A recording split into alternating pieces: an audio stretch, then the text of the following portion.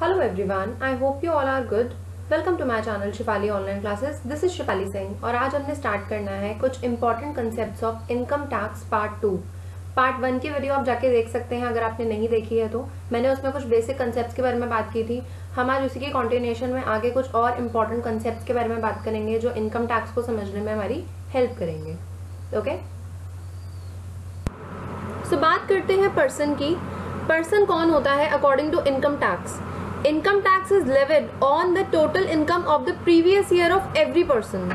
So जो भी person है उसकी टोटल इनकम, कब की टोटल इनकम? प्रीवियस ईयर की टोटल इनकम पे इनकम टैक्स लगता है।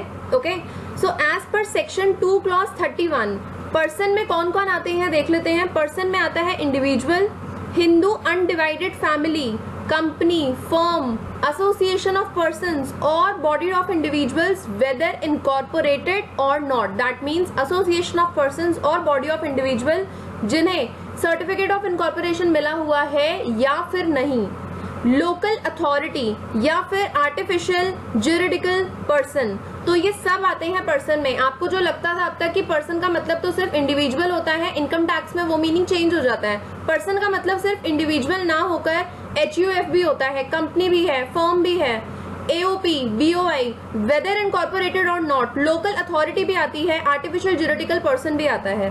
ठीक है, अब बात करते हैं असेसमेंट ईयर की। अब ये असेसमेंट ईयर क्या होता है? देखिए, इनकम टैक्स में आपको 2 ईयर समझने बहुत इंपॉर्टेंट होते हैं। एक है असेसमेंट ईयर और एक होता है प्रीवियस ईयर या फिर फाइनेंशियल ईयर। सो असेसमेंट ईयर का यहाँ पे सेक्शन है 2 clause 9, the year in which your income is assessed. वो ईयर जिसमें आपकी इनकम पे टैक्स लगेगा, किसके थ्रू? इनकम टैक्स डिपार्टमेंट के थ्रू। उस ईयर को कहते हैं असेसमेंट ईयर और ये होता है 12 मंथ्स का period which is commencing on the first day of April every year. Every month अप्रैल का जो फर्स्ट होती है, 1 अप्रैल, वहां से शुरू होता है हमारा असेसमेंट ईयर। ठीक है, and ending on 31 March of next year. So ये इतना पीरियड होता है, ये नॉर्मल ईयर नहीं होता है, ये असेसमेंट ईयर है। In other words assessment year is the succeeding year. यहाँ पे ये भी ध्यान रखिए, असेसमेंट ईयर सक्सीडिंग ईयर होता है। कहाँ का सक्सीडिंग ईयर? किसके आगे का होता है? फाइनेंशियल ईयर का। दैट मीन्स फाइनेंशियल ईयर आता है पहले, असेसमेंट ईयर आता है उसके बाद। फॉर एग्जाम्पल, अगर आपका फाइनेंशियल ईयर है 2020-21, दैट मीन्स ये जो करंट ईयर है, अगर ये आपका फाइनेंशियल ईयर है तो असेसमेंट ईयर होगा 2021-22, that means next year. Okay, so current assessment year है, अभी जो चल रहा है असेसमेंट ईयर, जिन्होंने इनकम 2019-20 में अर्न की होगी उनके लिए असेसमेंट ईयर है 2020-21। सो अभी ये करंट असेसमेंट ईयर चल रहा है और आप इसे फाइनेंशियल ईयर भी कह सकते हैं। हर ईयर फाइनेंशियल ईयर भी होता है, असेसमेंट ईयर भी होता है, डिपेंड करता है कि आपने इनकम कब अर्न की है। सो इसके आगे कंटिन्यू करते हैं। Who is an SSC? हम इतनी देर से असेसमेंट ईयर की बात कर रहे हैं, पर्सन की बात कर रहे हैं। पर्सन होता है इंडिविजुअल, लेकिन जब उसे टैक्स पे करना होता है तो वो बन जाता है SSC. So an SSC is liable to pay tax on the income of previous year during the next following assessment year. So एक SSC ऐसा पर्सन है जो इनकम टैक्स पे करेगा किस पर? प्रीवियस ईयर की इनकम पर during the next following assessment year. So an SSC में get income from different sources. तो वो सोर्सेज कौन कौन से हो सकते हैं जहां से उसे इनकम मिलेगी? हो सकता है वो सैलरी ले रहा हो सकता है हाउस प्रॉपर्टी इनकम हो, profits and gains of business और प्रोफेशन हो, कैपिटल गेन्स हो, इनकम फ्रॉम अदर सोर्सेज हो जैसे कि interest on securities, lottery winnings, races etcetera. Okay, अब बात करते हैं प्रीवियस ईयर की। सो प्रीवियस ईयर क्या है? मैंने आपको बोला है कि previous year, assessment year, financial year, ये तीनों समझने बहुत इंपॉर्टेंट है इनकम टैक्स के सब्जेक्ट में। तो प्रीवियस ईयर क्या है? सबसे पहले तो सेक्शन 3 में आता है, previous year is the year in which income is earn. अब यहाँ पे आपको समझ आएगा कि मैं असेसमेंट ईयर में आपको क्या समझा रही थी। तो प्रीवियस ईयर वो ईयर होता है जब आपने इनकम अर्न की है। सपोज करो कि अगर मैंने इनकम 2019-20 में अर्न की थी तो मुझे इस year, that means 2020-21 assessment year में उस पर टैक्स पे करना पड़ेगा।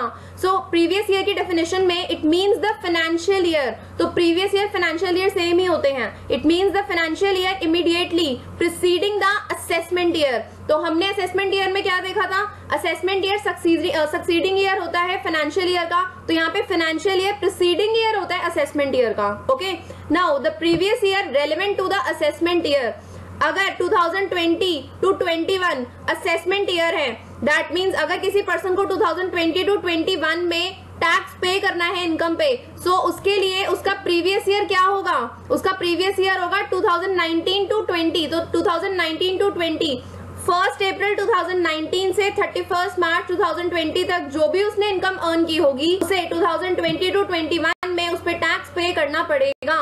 ओके, नेक्स्ट आते हैं हम exceptions to the general rule पे। तो अभी जो हमने देखा उसमें हमने ये सीखा कि जो भी प्रीवियस ईयर में आप इनकम अर्न करोगे, जो भी फाइनेंशियल ईयर में आप इनकम अर्न करोगे, आपको असेसमेंट ईयर में उस पर टैक्स पे करना होता है।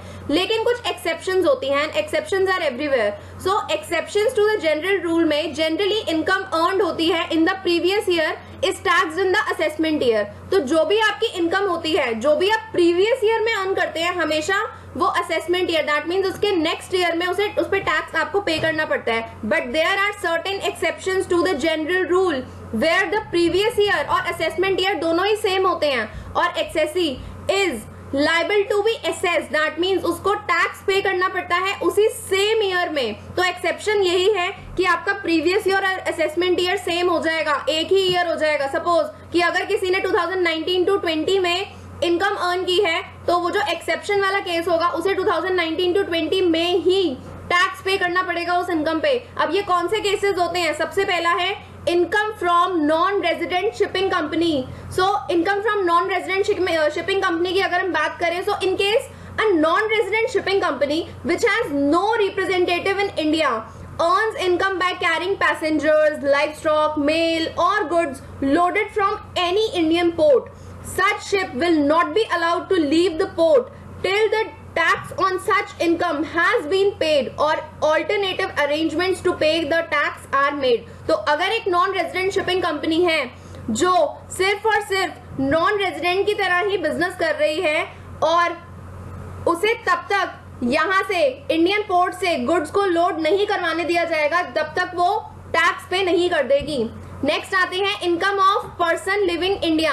अब यहाँ पर जो पर्सन इंडिया को छोड़ के जा रहा है, अब वो छोड़ के जाने का मतलब ये है कि हो सकता है कि वो किसी दूसरी कंट्री में जा रहा हो या हो सकता है कि उसकी डेथ हो गई है। ओके, अब यहाँ पे बात है कि when it appears to the assessing officer, तो जो भी असेसिंग ऑफिसर होते हैं इनकम टैक्स डिपार्टमेंट के, अगर उन्हें पता चलता है that any individual may leave India during the current assessment year और shortly after its expiry and that he has no present intention of returning to India, जो वापस नहीं आएगा, एक बार अब बस इंडिया से बाहर जा रहा है, अब वो वापस नहीं आएगा। तो यहाँ पर इनकम टैक्स डिपार्टमेंट कहता है कि अगर आप वापस नहीं आने वाले हो तो आप इसी ईयर में, इसी सेम ईयर में जो आप जिसमें आपने इनकम अर्न की है, यही आपका असेसमेंट ईयर हो जाएगा और आप अभी टैक्स पे करिए और यहाँ से चले जाइए अगर आपको जाना है तो। Now income of person likely to transfer assets to avoid tax. अब ये कौन सा केस होता है, कभी कभी क्या होता है कि कोई पर्सन है वो अगर टैक्स बचाना चाहता है तो वो क्या करेगा, असेट ट्रांसफर कर देगा। तो इस केस में क्या होता है that if it appears to the assessing officer that any person is likely to sell, transfer, dispose of or to part with any of his assets with the intention to avoid payment of any tax liability. ठीक है, तो अगर कोई भी person tax को बचाना चाहता है, कहीं ना कहीं से डाइवर्ट करना चाहता है कि उसे टैक्स ना पे करना पड़े, so he may commence proceeding to assess the income for the period between the expiry of the last previous year and the date of commencement of such proceedings. तो स्टार्टिंग में जब से उसने ऐसा काम करना शुरू किया कि वो टैक्स बचा रहा है till the date expiry of last previous year, वहां तक उसे टैक्स पे करना पड़ेगा उसी सेम इनकम पे। तो ये भी उसमें इसी सेम केस में प्रीवियस ईयर और असेसमेंट ईयर सेम हो जाएगा। अब आता है next income from discontinued business. So discontinued business का मतलब क्या है कि बिजनेस नहीं चल रहा है। सो इन केस एनी बिजनेस और profession is discontinued during the assessment year, okay, during an assessment year, तो income of the period from the expiry of last previous year till the date of discontinuation may be assessed to tax in the current assessment year at the discretion of the assessing officer। तो simple सी बात लिखी है यहाँ पर कि discontinued business जो है अगर उससे कोई भी इनकम आती है तो वो पर्सन को प्रीवियस ईयर में ही उस पर टैक्स पे करना पड़ेगा। सिंपल सी बात है ये वाली भी। अब यहाँ पे मैंने आप लोगों के लिए क्वेश्चन दिया है that as per income tax act 1961 income tax is charge on the income of dash at the rates which are prescribed by the Finance Act of relevant assessment year। तो यहाँ पे डैश में कौन सा year आएगा? तो मैंने आपको 4 ऑप्शंस दिए हैं। करंट ईयर आना चाहिए, 1 ईयर बिफोर प्रीवियस ईयर आएगा, प्रीवियस ईयर आएगा, या फिर ऑल ऑफ द अबव, सारे आ सकते हैं। अब यहाँ पे आपको मुझे कमेंट सेक्शन में जरूर बताना है। आप लोगों ने पिछली 2 वीडियोस में भी बहुत अच्छे तरीके से इन जो क्वेश्चंस हैं उनका आंसर दिया है, पार्टिसिपेट किया है। सो आई वांट कि आप लोग इस क्वेश्चन का भी आंसर मुझे कमेंट सेक्शन में दें। अगर आप लोगों ने मेरी पिछली वीडियोस नहीं देखी हैं then link is in the description box, just go and watch them. Okay, so thank you for watching this video. Stay motivated, stay safe. Next video में मिलते हैं हम। मुझे बताना कि आप लोगों को ये वीडियो कैसी लगी है। मैं अपनी तरफ से पूरी कोशिश कर रही हूँ कि जब तक आप लोगों की क्लासेस स्टार्ट नहीं होती है मैं अपनी तरफ से जितनी भी वीडियोस आप लोगों को प्रोवाइड कर सकूं मैं आप लोगों को प्रोवाइड कर दूं। ओके, सो मिलते हैं नेक्स्ट वीडियो में एक न्यू एजुकेशनल कंटेंट के साथ, एक न्यू वीडियो के साथ। तब तक के लिए stay motivated, stay safe and bye.